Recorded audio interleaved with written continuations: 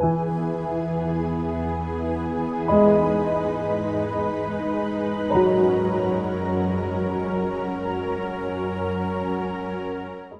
చేసుకొని ఈ తరగతిని ప్రారంభించుకుందాము.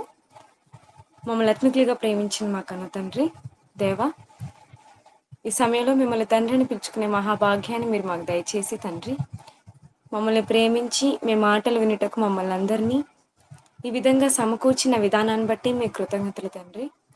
తండ్రి దేవా, మరి మీ పిల్లలకు మీ మాటలు వినిపించుటకు తండ్రి, హౌస్ ఆఫ్ జీసస్ వారు తండ్రి మరి ఏర్పాటు చేసినటువంటి కార్యక్రమం ఎంతో ఉన్నతమైనది.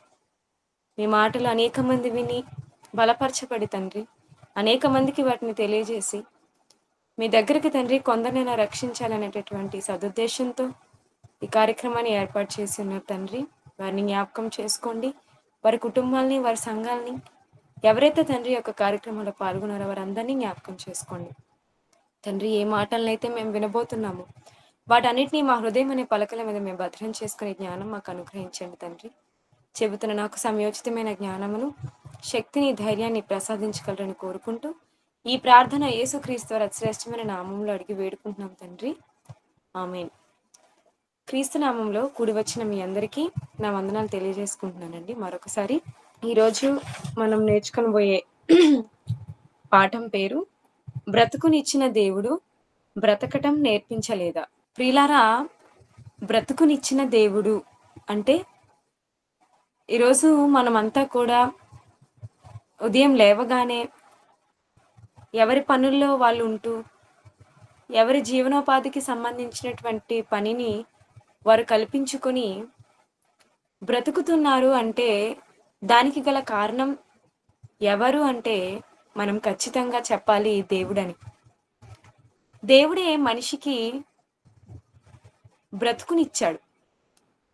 ఈరోజు మనమంతా ఈ విధంగా ఉన్నామంటే, జీవిస్తున్నాము అంటే, చూడగలుగుతున్నామంటే, మాట్లాడగలుగుతున్నామంటే, లేదా రాసుకోగలుగుతున్నామంటే, పాడగలుగుతున్నాము అంటే ఈ బ్రతుకును మనకి ఎవరిచ్చారు అని మనం ఆలోచిస్తే ఈ బ్రతుకును మనకి దేవుడే ఇచ్చాడు.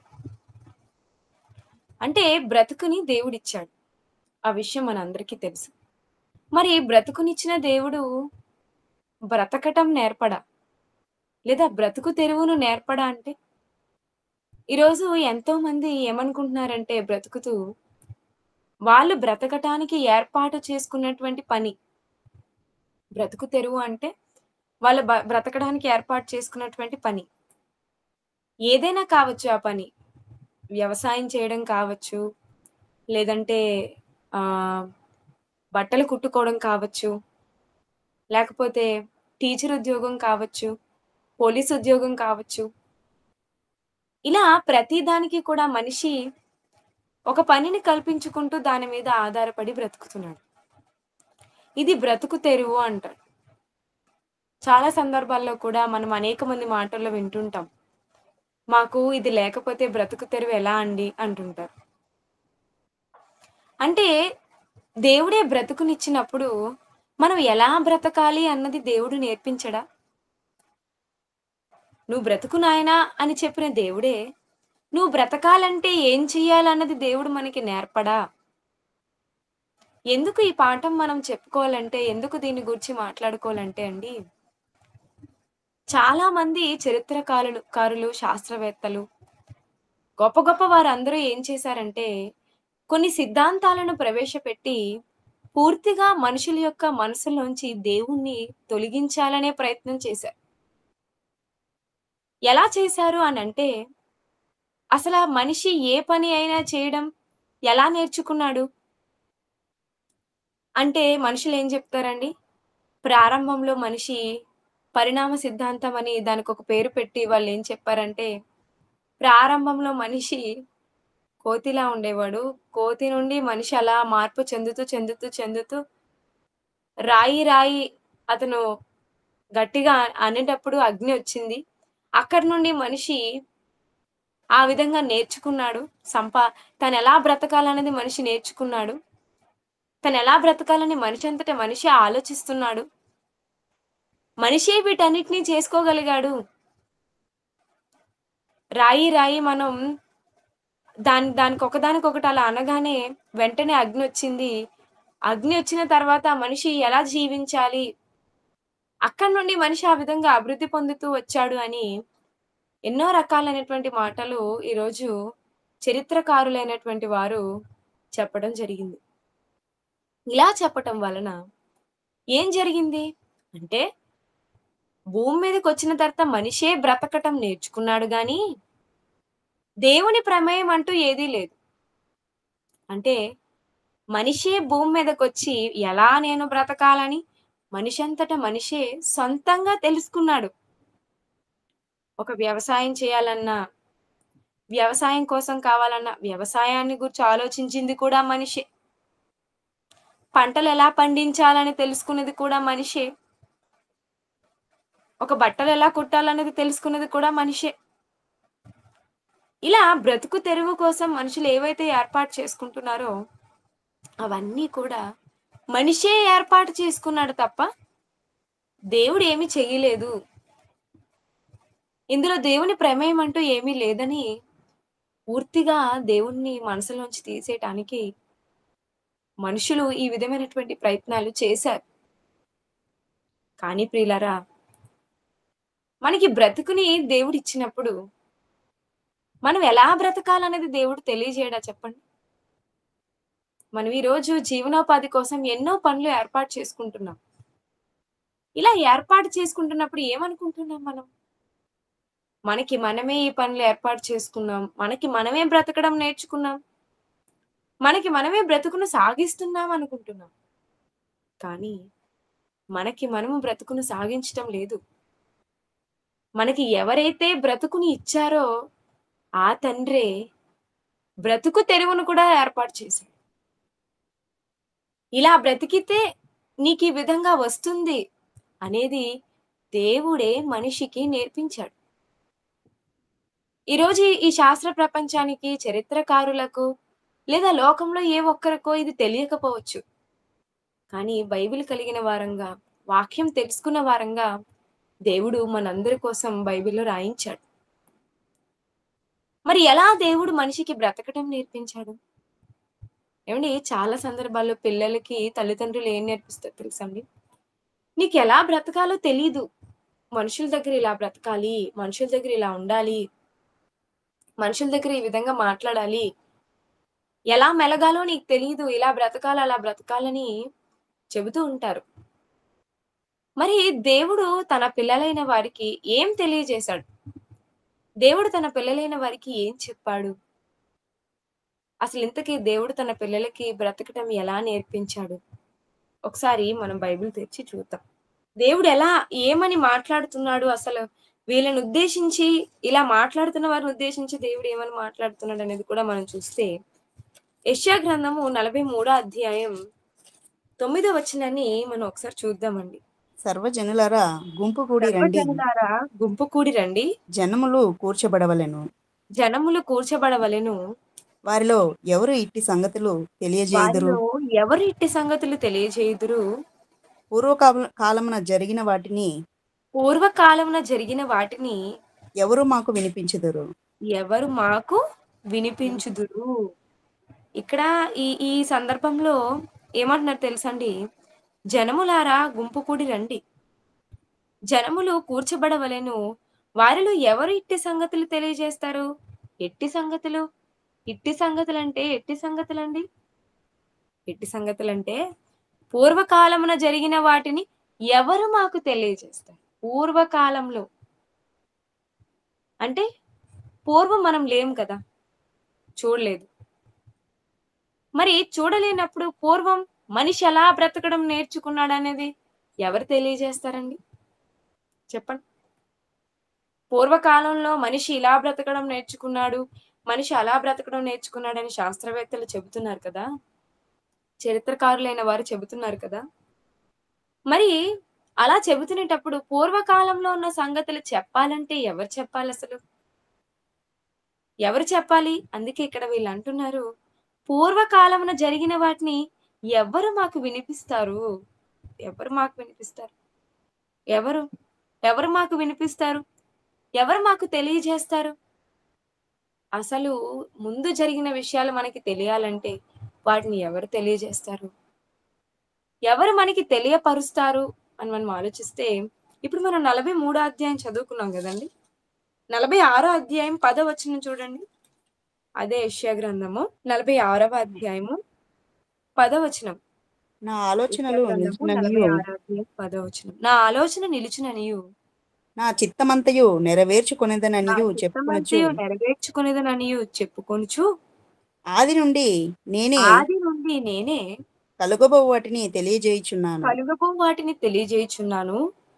పూర్వకాలం నుండి పూర్వకాలము నుండి నేనే నేనే ఇంకా ఇంకా జరుగు వాటిని ఇంకా జరగని తెలియజేయుచున్నాను. వాటిని తెలియజేయుచున్నాను. ఏవండి ఇక్కడ దేవుడు చెప్తున్నాడు, నా ఆలోచన నిలుచుననియు, నా చిత్తమంతయు నెరవేర్చుకొనుదుననియు చెప్పుకుంటూ, ఆది నుండి నేనే, ఆది నుండి అంటే ఏంటంటే ప్రారంభం. ప్రారంభం నుండి కలుగబో వాటిని తెలియజేస్తున్నాను నేనే. అన్నీ నేనే. కలగబోయేవి తెలియజేసేది నేనే. ఇంకా పూర్వకాలం నుండి అని ఇందాక చదువుకున్నాం కదా! పూర్వం జరిగిన వాటిని ఎవరు మనకి తెలియజేస్తారని మనం చదువుకున్నాం. పూర్వకాలము నుండి నేనే ఇంకా జరగని వాటిని తెలియజేస్తున్నాను. జరగని విషయాలను కూడా పూర్వకాలం నుండి ఎవరు తెలియజేస్తారంటున్నారు? దేవుడే తెలియజేస్తానంటున్నాడు. కనుక పూర్వకాలంలో మనిషి ఎలా బ్రతికాడు? మనిషి బ్రతకటం ఎలా నేర్చుకున్నాడు? తనంతట తానే బ్రతకడం నేర్చుకున్నాడా? లేదా ఎవరైనా మనిషికి నేర్పించారా? అనేది మనం దేవుణ్ణి అడగాలి. ఎందుకంటే పూర్వం జరిగిన విషయాలను ఎవరు మనకి తెలియజేస్తారంటే దేవుడు. కనుక దేవుణ్ణి మనం అడిగితే దేవుడు మనకి ఏం సమాధానం చెప్తున్నాడు? అసలు ఈ రోజు మనుషులందరూ వ్యవసాయం చేస్తున్నారు కదండీ! వ్యవసాయం కోసం ఎంత ఖర్చు పెడతారు? వ్యవసాయం అంటే చాలా మందికి చాలా ప్రాణం కదండీ! అమ్మో! ఏదైనా వదిలేసొస్తాం గానీ, మా పొలాల్ని వదిలేసి రాలేమండి అంటుంటారు. మా పంటల్ని వదిలేసి రాలేమండి అంటుంటారు. ఎందుకండి రాలేరంటే, అవే మాకు జీవనోపాధి అంటారు. చాలా ఇష్టంతో వాటిని చేస్తుంటారు చాలా మంది వ్యవసాయం. మరసలు ఈ వ్యవసాయం అనేది ఎక్కడి నుండొచ్చింది? వ్యవసాయం అనేది మనిషి ఎలా నేర్చుకున్నాడు? అది కూడా ఒక బ్రతుకు తెరువే కదండీ! మరి అలాంటప్పుడు అదెలా మనిషి నేర్చుకున్నాడు? అది ఎలా మనిషికి వచ్చింది? ఆహ్, ఇలా ఒకదాన్ని తీసి ఆ మట్టిలో పాతితే ఇలా ఇది మొలుస్తుందని, వర్షం వస్తే మొత్తం పంటంతా పండుతుందని, ఇలాంటివన్నీ మనిషికి ఎలా తెలిసాయి? తనంతట తానే తెలుసుకున్నాడా? అది మనం దేవుణ్ణి అడుగుదాం. దేవుడు ఏం చెప్తున్నాడు? మనం చూడగలిగితే ఆదికాండం 2 అధ్యాయం 15 వచనాన్ని మనం చూద్దాం.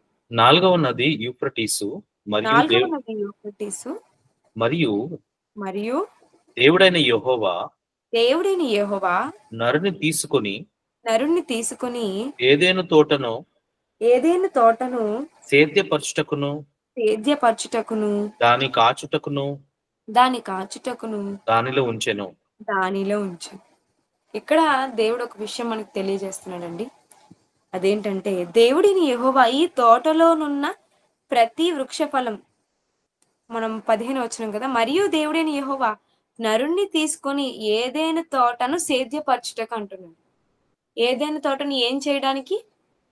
సేద్యపరచటానికి. ఏదైనా తోటను సేద్యపరచుటకును ఆయన ఏం చేశాడట? దాన్ని కాచుటకును దానిలో ఉంచాను.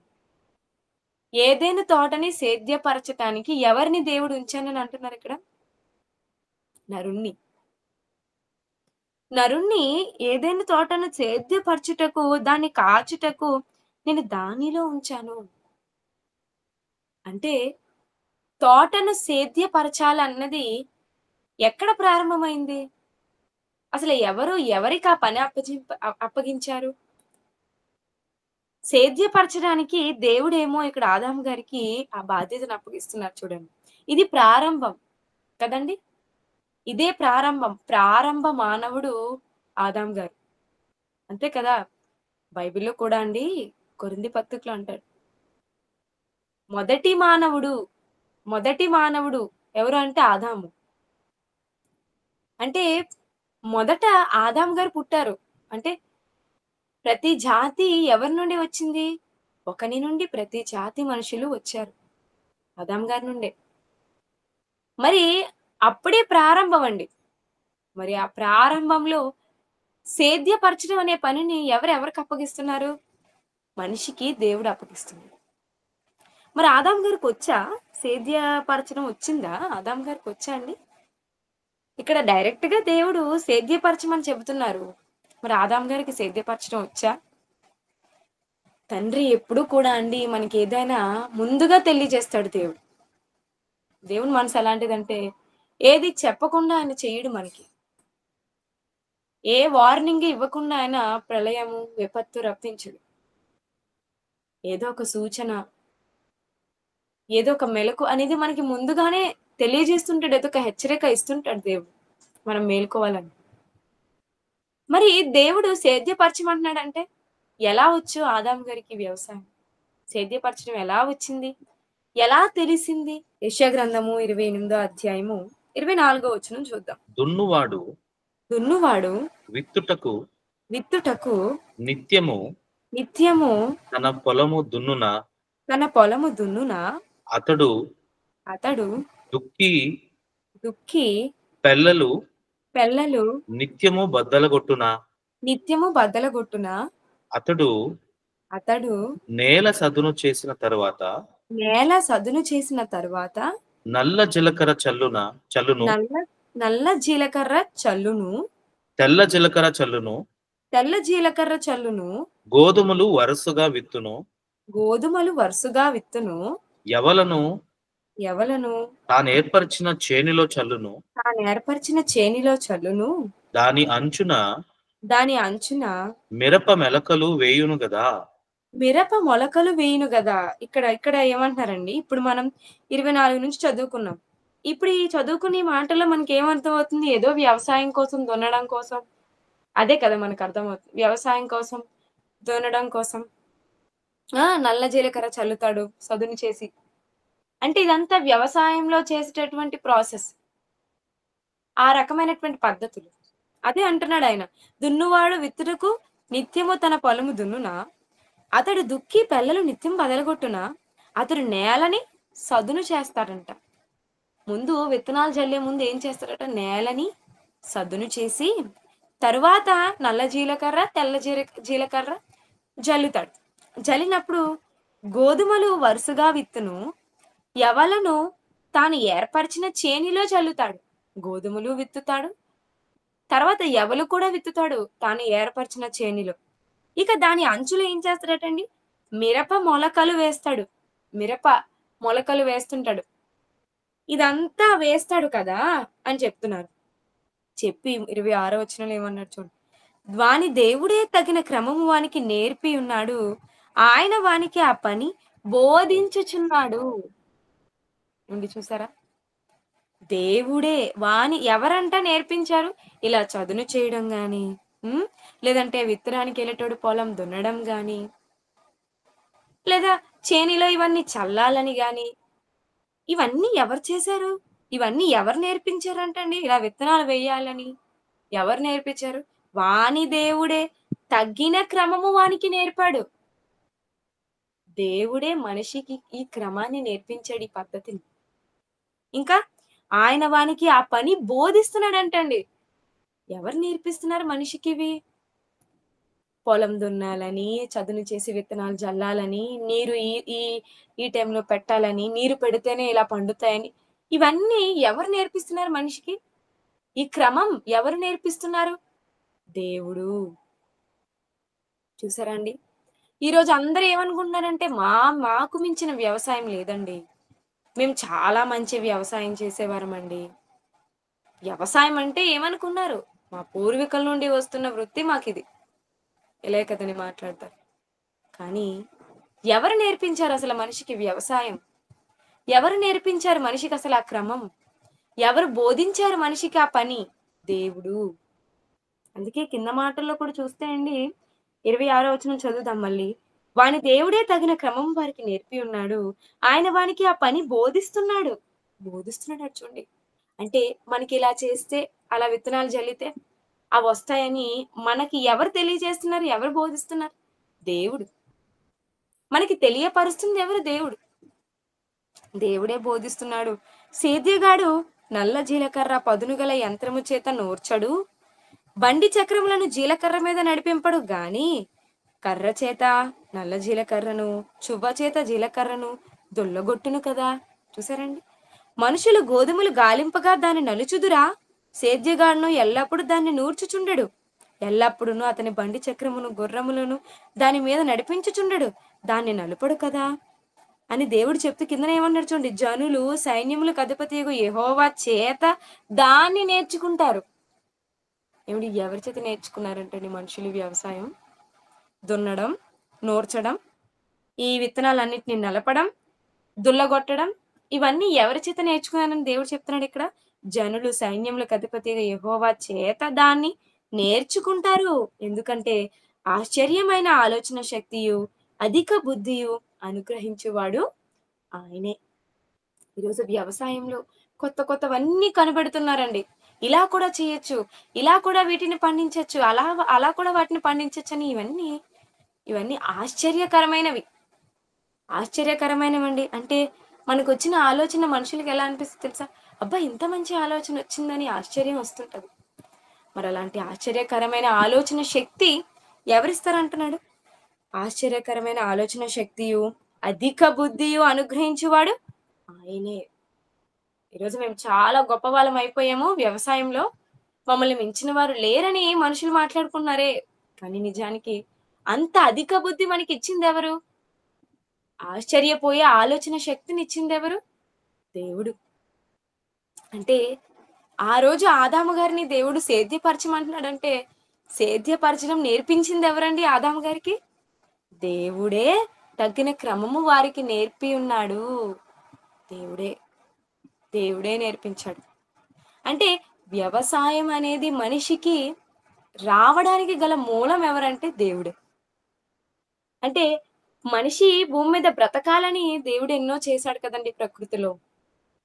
మరి అన్ని ప్రకృతిలో చేసినప్పుడు ఎలా బ్రతకాలన్నది కూడా మనిషికి తెలియజేస్తుంది దేవుడు.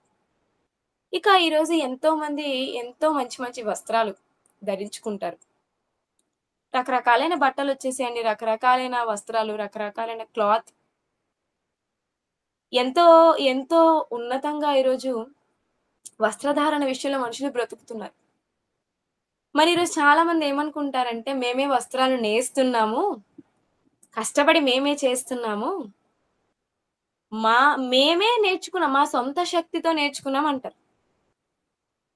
అలాగే టైలర్స్ కానివ్వండి, చాలా మంది. అసలు ఇంతకీ మనిషికి బట్టలు కుట్టడం అనేది ఎవరు నేర్పించారు? బట్టలు మనిషి కుట్టుకోవాలని, ఇలా కుట్టుకోవాలని, అలా కుట్టుకోవాలని ఎవరు నేర్పించారు?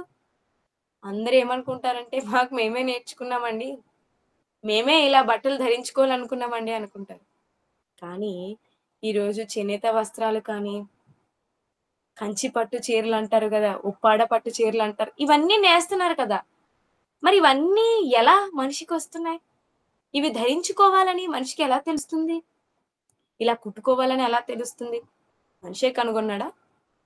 దానికోసం కూడా బైబిల్లో చూసినట్లయితే ప్రియులారా, అసలు ఇవి ఎక్కడి నుండి మొదలయ్యే? ఆదికాండం 3:21 చూస్తే, దేవుడైన దేవుడిని యెహోవా ఆదామునకును అతని భార్యకును అతని భార్యకును చర్మపు చొక్కాయిలను చేయించి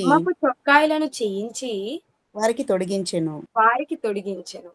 ఏమండి, దేవుడు ఏం చేశాడంటే, ఆదాం గారు అవ్వగారు పొరపాటు చేసినప్పుడు పండు తిని దేవుని ఆజ్ఞ అతిక్రమించి దేవుని కోపం తెప్పించినా సరే, దేవుడు ఏం చేశాడంటే వారిద్దరికి ఏం కుట్టించాడట?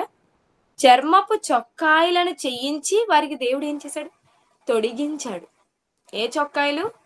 చర్మపు చొక్కాయిలు. అంటే మనిషి చొక్కాయిలు వేసుకోవాలి అనేది ఎక్కడ మొదలయ్యింది? మనిషి కనుగొన్నాడా దాన్ని? ఎవరికి ఇస్తున్నారండి? ప్రారంభం అసలు ఇది స్టార్టింగ్ లో.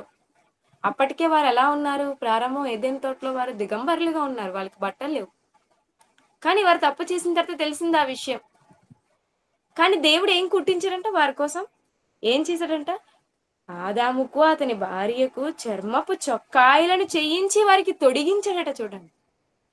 అంటే ఫస్ట్ టైలర్ ఎవరో తెలుసా అండి? ఫస్ట్ దర్జీ ఎవరో తెలుసా? దేవుడు. బట్టలు కుట్టుకోవడం, బట్టలు తొడుక్కోవడం ఇవన్నీ నేర్పింది ఎవరు? దేవుడు. దేవుడు. ఇంకో మాట చూద్దామండి మనం. నిర్గమకాండం 35వ అధ్యాయం చూడండి. 30వ వచనం నుండి మనం చూస్తే, మరియు మోషే ఇశ్రాయేలీయులతో ఇట్లా నేను చూడుడి, చూడుడి, యెహోవా ఊరు యెహోవా కుమారుడును ఊరు కుమారుడును ఊరు మనుమడునైన హూరు మనమడునైన బెసలేలను పేరు పెట్టి బెత్లెహేమును పేరు పెట్టి పిలిచి పిలిచి విచిత్రమైన పనులను విచిత్రమైన కల్పించుటకును పనులను కల్పించుటకును బంగారుతోనూ వెండితోనూ బంగారుతోను వెండితోను ఇత్తడితోనూ పనిచేయుటకును ఇత్తడితోను పనిచేయుటకును రత్నములను సానబెట్టి పొదుగుటకును రత్నములను సానబెట్టి పొదుగుటకును చెక్కుటకును చెక్కుటకును విచిత్రమైన పనులన్నిటినీ చేయుటకును విచిత్రమైన పనులన్నిటికీ చేయుటకును వారికి ప్రజ్ఞా వివేక జ్ఞానములు కలుగునట్లు వారికి ప్రజ్ఞా వివేక జ్ఞానములు కలుగునట్లు దేవుని ఆత్మతో వాని నింపి ఉన్నాడు. దేవుని ఆత్మతో వాని నింపి ఉన్నాడు.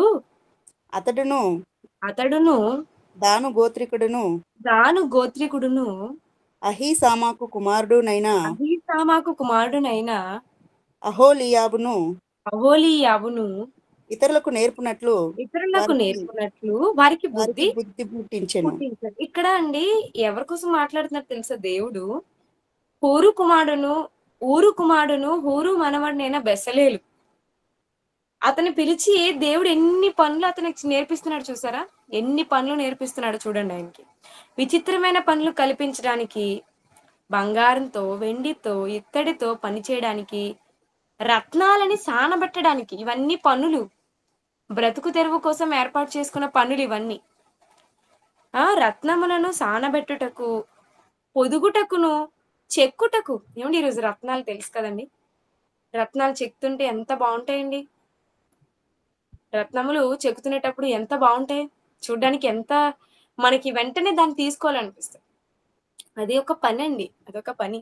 రత్నములను సానబెట్టి పొదుగుటకును, చెక్కుటకును, విచిత్రమైన పనులన్నిటినీ చెయ్యుటకును వారికి ప్రజ్ఞా వివేక జ్ఞానములు కలుగునట్లు దేవుడే అతని ఆత్మతో వాన్ని నింపి ఉన్నాడు. దేవుడేనండి ఆ పనులన్నీ నేర్పిస్తుంది. ఎవరంట? దేవుడు. అతడును దాన గోత్రికుడును అహీసామాకు కుమారుడునైన అహోలీయాబును ఇతరులకు నేర్పునట్లు వారికి బుద్ధి పుట్టించెను. వాళ్ళు నేర్చుకోవడమే కాదు, ఇతరులకు నేర్పించడానికి కూడా బుద్ధి పుట్టించాడు. ఇంకా ఏం చేశారట వాళ్ళు? చెక్కువాడేమి, చిత్రకారుడేమి, నీల ధూమ్ర రక్త వర్ణములతోనూ, చూడండి వస్త్రాల కోసం నీల ధూమ్ర రక్త వర్ణములతోనూ, సన్న నారతోనూ, బుటా పని చెయ్యువాడేమి, నేతగాడేమి. నేనే నేస్తున్నాను అనుకుంటున్నాడు మనిషి. నేతగాడేమి చేయు సమస్త విధములైన పనులు అనగా ఏ పని అయినను చేయువారి యొక్కయు, విచిత్రమైన పని కల్పించు వారి యొక్కయు పనులను చేయునట్లు ఆయన వారి హృదయంలో జ్ఞానంతో నింపాడంట. చూడండి, ఈ పనులన్నీ నేర్పిస్తుంది ఎవరు? బట్టలు నేయడం నేర్పిస్తుంది ఎవరండి? మనుషులా? దేవుడు చెప్పాడు కదా, నీల ధూమ్ర రక్త వర్ణములతోనూ సన్న నారతోనూ బుటా పని చేయువాడేమి, నేతగాడేమి. బట్టలు నేస్తుంది ఎవరు? బట్టలు నేస్తున్నట్టుగా నేయడం అనేది మనిషికి నేర్పించింది ఎవరు? ఇక్కడ మనకి దేవుడు ఏం చెప్తున్నాడు తెలుసండి? సమస్త విధములైన పనులు అనగా ఏ పని అయినా చెయ్యువారి యొక్కయు, విచిత్రమైన పని కల్పించే వారి యొక్కయు పనులను చెయ్యునట్లు ఆయన వారి హృదయములను జ్ఞానంతో పనులను చెయ్యునట్లు. అంటే బ్రతుకునిచ్చిన దేవుడు బ్రతకడం నేర్పిస్తున్నాడు చూడండి. బ్రతుకు తెరువును నేర్పిస్తున్నాడు చూడండి. వ్యవసాయం నేర్పాడు, బట్టలు ఎలా నేయాలో నేర్పిస్తున్నాడు. ప్రతి విషయాన్ని దేవుడే మనిషికి తెలియజేస్తున్నాడండి. మనిషే బ్రతుకుతున్నాడు, దేవుని గొప్పతనం ఏమి లేదని మనుషులు అనుకుంటున్నారేమో, కానీ ప్రతి విషయాన్ని దేవుడే తెలియజేస్తున్నాడు. ప్రతి సంగతి దేవుడు. ఎన్ని పనులు అండి ఇవి? ఇప్పుడు మనం చదువుకున్న పనులు ఎన్ని పనులు? బంగారం ఇత్తడితో పనులు, రత్నాలు సానబెట్టడం, పొదిగించడం, చెక్కడం, విచిత్రమైన పనులు, ఇవన్నింటినీ మనిషికి నేర్పిస్తున్నది దేవుడు. అంటే మనిషి బ్రతుకు తెరువు వెనక కూడా ఉన్నది ఎవరంటే దేవుడే. దేవుడే. అందుకే యోబు గ్రంథం చూడండి ఒకసారి. యోబు గ్రంథం 38వ అధ్యాయం 36వ వచనం. అంతరింద్రియములలో జ్ఞానం ఉంచిన వాడెవడు? హృదయమునకు తెలివినిచ్చిన వాడెవడు? హృదయమునకు తెలివినిచ్చువాడెవడు? అంతరింద్రియములలో జ్ఞానం. ఈరోజు మనుషులు జీవనోపాధి కోసం కల్పించుకుంటున్నటువంటి పనులు ఎంతో జ్ఞానంతో చేస్తున్నాం అనుకుంటున్నారు కదా! మరి అంతరింద్రియంలో ఈ జ్ఞానం ఉంచింది ఎవరు? ఎవరు? చెప్తున్నాడు చూడండి. అంతరింద్రియములలో జ్ఞానం ఉంచిన వాడెవడు? ఇంకా హృదయమునకు తెలివినిచ్చిన వాడెవడు? తెలివితేటలు ఇచ్చింది ఎవరు మనకి? మన అంతరింద్రియములలో జ్ఞానం ఉంచింది ఎవరు? దేవుడండి. పైన ఆ మాటలన్నీ కూడా దేవుడి కోసమే రాయబడతాయి. దేవుడే. అక్కడ చూడండి 38వ అధ్యాయం మొదట్లో చూడండి. 38వ అధ్యాయం మొదటి వచనం. అప్పుడు యెహోవా అప్పుడు సుడిగాలిలో యెహోవా నుండి సుడిగాలిలో నుండి ఇలాగు యోబునకు ప్రత్యుత్తరం ఇచ్చెను. ఇలాగున యోబునకు ప్రత్యుత్తరం. అంటే దేవుడు యోబు గారితో మాట్లాడుతున్న మాటలు కదండి. యోబునకు ప్రత్యుత్తరం ఇచ్చాను అని ఇవన్నీ దేవుని కోసం చెప్తే ఏమన్నాడు తెలుసా అండి? అంతరింద్రియంలో అసలు మనిషి జ్ఞానం ఎవరు ఉంచారు? హృదయానికి తెలివి ఎవరిచ్చారు? అంటే మనిషికి తెలివి, మనిషికి జ్ఞానం ఇవన్నీ కూడా ఎక్కడివి? బ్రతుకు తెరువు కోసం ఈరోజు మనిషి నేర్చుకుంటున్నవన్నీ అల్లిక పనులు అంటారు చూసారా? అల్లికలు, నిట్టింగ్ అంటారు, క్రోచెట్ అంటారు, ఇంకా ఎంబ్రాయిడరీ అంటారు. ఇవన్నీ ఏంటండి? ఎవరు నేర్పించారండి మనిషికి అసలు ఇవన్నీ? ఎలా నేర్చుకున్నాడు? మన హృదయానికి, మన అంతరింద్రియంలో ఈ జ్ఞానం ఉంచింది ఎవరంటే దేవుడండి. దేవుడు. అంటే అన్నిటి వెనుక దేవుడు. అంటే ఇలా బ్రతకండి అని బ్రతుకునిచ్చిన తండ్రే మనకి బ్రతుకు తెరువును నేర్పించాడు. బ్రతుకుని మనకిచ్చినటువంటి దేవుడే నాయన మీరు ఇలా బ్రతకాలని మన హృదయంలో జ్ఞానం ఉంచాడు. మన హృదయానికి తెలివితేటలు దయచేస్తున్నాడు. మన అంతరింద్రియంలో జ్ఞానం ఉంచాడు ఆయన. అంటే మనిషికి బ్రతుకు తెరువును నేర్పించింది ఎవరు? మనిషే నేర్చుకున్నాడా? లేదా దేవుడు నేర్పించాడా? దేవుడు నేర్పించాడు. తల్లిదండ్రులు ఏమైనా నేర్పించారా మనిషికి బ్రతకడం ఎలాగో? ఇలా చేస్తే వ్యవసాయం, అలా చేస్తే బట్టలు కుట్టుకోవడం, అలా చేస్తే ఇత్తడి పని చేయడం, అలా చేస్తే రత్నాలు పొదగడం. మనిషికి ఏమైనా తల్లిదండ్రులు నేర్పించారా? తల్లిదండ్రులు నేర్పించలేదండి. అందుకే దానికి కూడా దేవుడు ఒక మాట రాయించాడు చూడండి. యెషయా గ్రంథం 28వ అధ్యాయము 9వ వచనం చూడండి. వారి భోజనపు బల్లలన్నీ యెషయా వాంతితోనూ గ్రంథం 28వ అధ్యాయం 9వ వచనం అండి. వాడు ఎవనికి విద్య వాడు నేర్పును? ఎవరికి విద్య నేర్పును? ఎవరికి వర్తమానం తెలియజేయును? ఎవరికి వర్తమానము తెలియజేయును? తల్లిపాలు విడిచిన వారికా? తల్లిపాలు విడిచిన వారికా? చన్ను విడిచిన వారికా? కన్ను విడిచిన వారికా? ఎవరికి విద్య నేర్పిస్తాడు? ఎవరికి వర్తమానం తెలియజేస్తాడు? తల్లి పాలు విడిచిన వారికా? లేదా చన్ను విడిచిన వారికా? తల్లి పాలు తాగడం అనేది మనిషికి నేర్పించింది ఎవరండి? మనుషులు నేర్పిస్తారా? పుట్టిన వెంటనే బిడ్డ నేను ఇలా తాగితే నాకు ఆహారం, నాకు ఆహారం, నా ఆకలి తీరుతుందని ఎలా తెలుసు మనిషికి? ఎవరు నేర్పించారా మనిషికి? అదే కదా దేవుడిక్కడ అంటున్నాడు. తల్లి పాలు విడిచిన వారికా? చన్ను విడిచిన వారికా? ఎవరికి విద్య నేర్పిస్తావు? ఎవరికి తెలియజేస్తావు నువ్వు? అంటే ఎవరండి వాళ్ళకది నేర్పించింది? ఎవరండి ఆ విధంగా మనం త్రాగితే మనకి ఆకలి తీరుతుందని చిన్నప్పుడు మనకి ఎవరు నేర్పించారు? ఎవ్వరూ నేర్పించలేదు. ఎవ్వరూ మనకి చెప్పలేదు. అంటే మన జీవిత కాలంలో మనము తల్లి గర్భంలో నుండి బయటికి వచ్చిన వెంటనే మనము పాలు త్రాగాలని, గాలి పీల్చాలని, ఈ విధంగా మనం తిని బ్రతకాలని మనకి నేర్పించింది ఎవరంటే దేవుడు. ఇవన్నీ దేవుడే మనకి తెలియజేస్తున్నాడు. దేవుడే మన మనసులన్నిటికీ చెప్పుతున్నాడు. దేవుడే మన మనసులన్నిటికీ బయలుపరుస్తున్నాడు. లేదా మనకెక్కడిది ఇంత జ్ఞానం? కానీ ఈరోజు మనుషులు ఏం చేస్తున్నారంటే దేవుణ్ణి పక్కన పెట్టేశారు. వారి యొక్క సొంత జ్ఞానం. ఈరోజు చూడండి బిజినెస్ చేయడంలో మనిషి చాలా అప్డేట్ అయిపోతున్నాడు కదండి. అత్యాధునికమైనటువంటి పరికరాలతో లేదంటే ఎంతో గొప్పగా ముందుకు వెళ్ళిపోతున్నాడు మనిషి. కొత్తవన్నీ కనుగొంటున్నారు. ఇలా కూడా చేసుకోవచ్చా మనం బిజినెస్ ని? అలా కూడా చేసుకోవచ్చా? ఈ యంత్రం కనుగొంటున్నారు, ఆ యంత్రం కనుగొంటున్నారు. కష్టపడి చేసే పనులు ఈజీగా మీరు చేసుకోవచ్చు. ఎన్ని కనుగొంటున్నాడు? ఇవన్నీ మనిషికి నేర్పించింది ఎవరు? మనిషి హృదయాలకు తెలియజేసేది ఎవరు? దేవుడండి. మనిషి ఏమనుకుంటున్నాడంటే నా సొంతంగా నేనేం చేసుకుంటున్నానంటే డబ్బులు సంపాదించుకోవడానికి నాకు సొంతంగా పుట్టిన తెలివితేటలు. అందుకే ఏమన్నారు?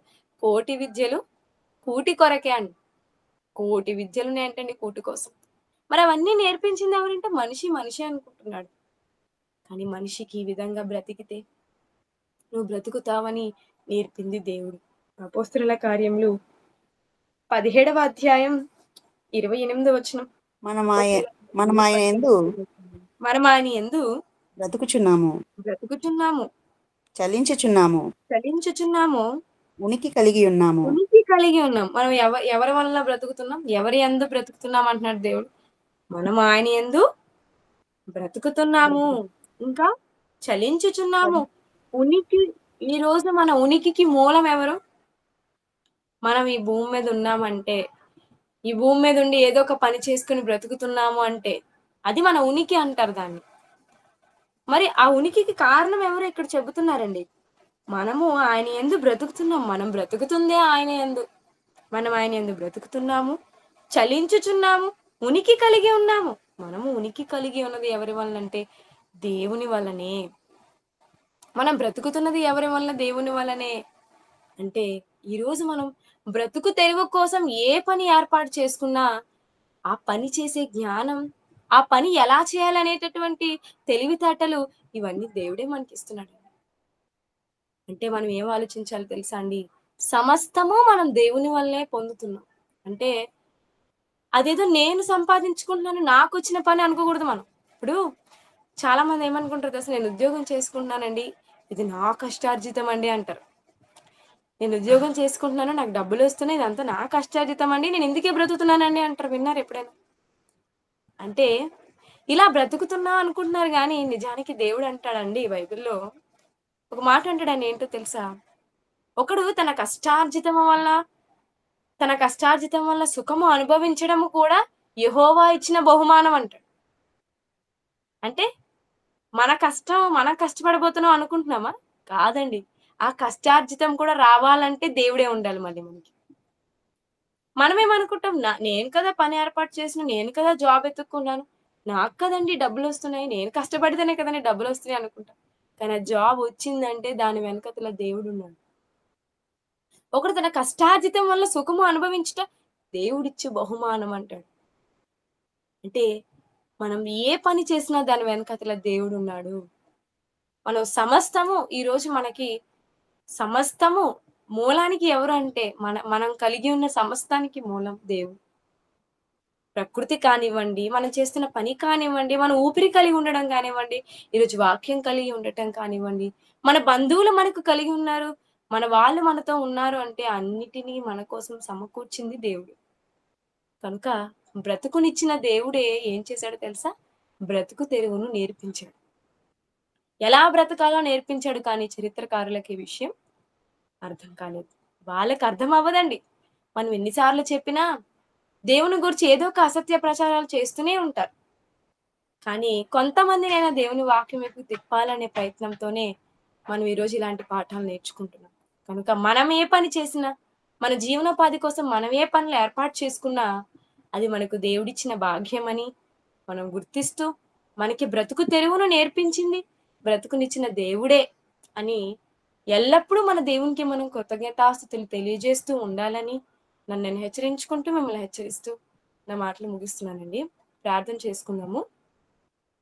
మమ్మల్ని ఎంతగానో ప్రేమిస్తున్న మా కన్న తండ్రి, దేవా, మాకు బ్రతుకునిచ్చి బ్రతుకు తెరువును నేర్పించి సమస్తము తండ్రి మాకు అనుగ్రహించి మా పట్ల తండ్రి మీ కృపను చూపిస్తున్నందుకు మీకు వందనములు.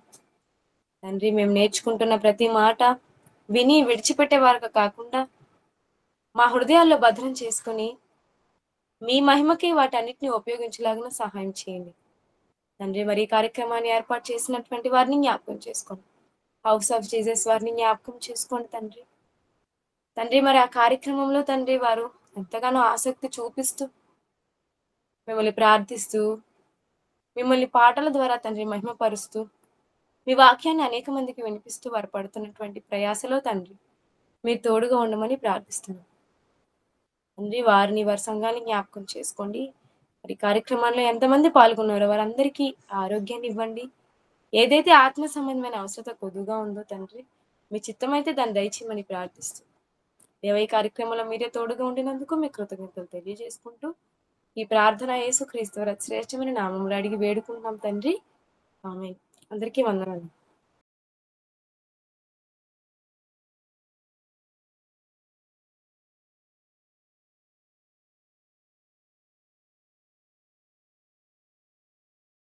ఒక డౌట్ అడుగుతున్నారండి. మరి అక్క, మరి బ్రతుకునిచ్చిన దేవుడిని బ్రతకడం నేర్చుకోవాలి అన్నప్పుడు దేవుడిని మనిషి ఎలా మర్చిపోయాడు? ఇంతమంది దేవుళ్ళు ఈరోజు మనకు ఎందుకున్నారు? అది ప్రశ్న.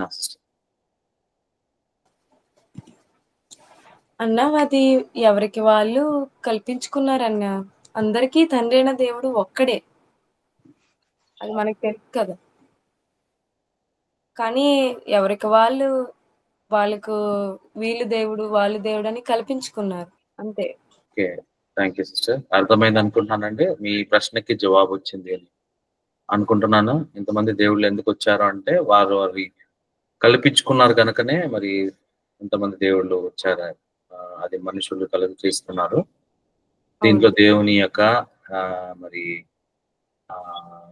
ఇది ఏమీ లేదని మరి దీనికి తగిన జవాబు అండి. Thank you sister.